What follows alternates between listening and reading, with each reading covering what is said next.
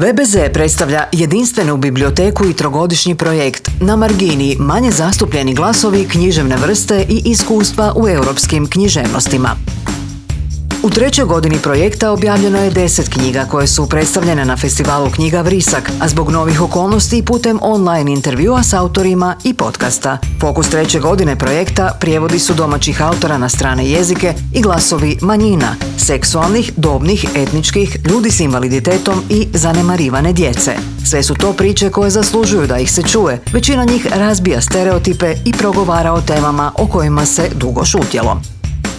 2 nagrađivana grafička romana i ilustrirana zbirka priča za djecu i mlade daju glas ljudima starije dobi, mladima i onima koje drugi često doživljavaju drugačijima. Strip Ljeto njezina života, topla ljudska priča koja govori o mladosti i starosti, životu u staračkom domu i otvara pitanje o tome jesmo li u životu donijeli prave odluke.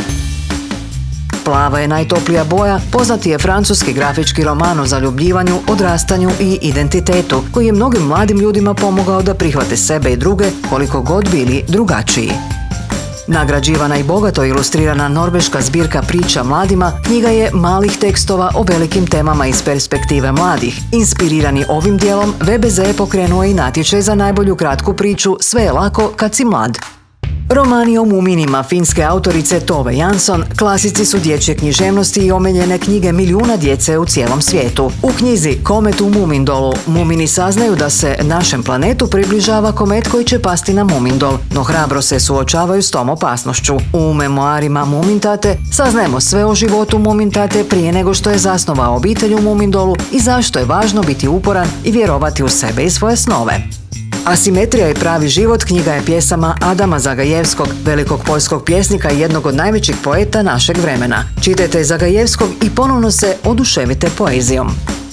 Roman Vrt od stakla nagrađen je Europskom nagradom za književnost. Stilsko remek djelo o najtežim godinama komunizma i opstanku u svijetu nasilja i bijede, ovo je roman čitave jedne generacije žena. Roman Slike u dimu prvi je veliki roman o istočnoeuropskim Romima koji je napisao romski autor i otvorio put romskoj književnosti. Ovo je bezvremenski klasik vješto prikazuje izazove života na margini.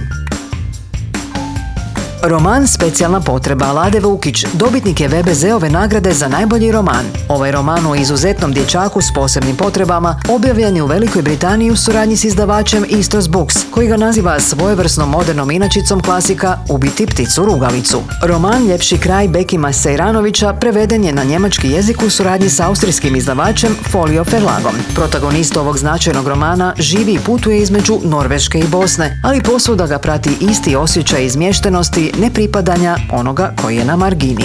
Hoćemo li jednog dana znati da je pravo središte smješteno na margini? Napisao je veliki frankofoni pjesnik Abdelatif Labi, a ovih 10 knjiga daje glas svima koji su se ikada osjećali kao drugi i drugačiji, zanemareno i utišano.